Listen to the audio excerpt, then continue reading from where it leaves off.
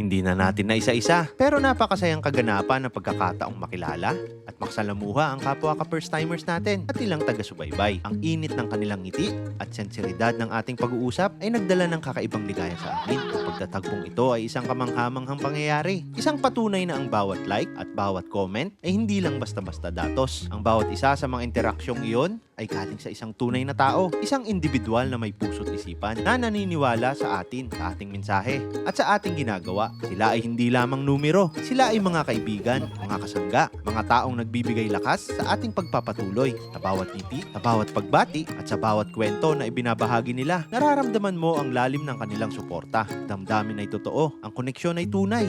Ang koneksyon na nagsimula sa virtual na mundo, ngunit namulaklak sa tunay na buhay. Kaya naman, mula sa kaibuturan ng aming puso, Maraming salamat sa inyong suporta. Mahal na mahal ho kayo ni Boy P. Peace.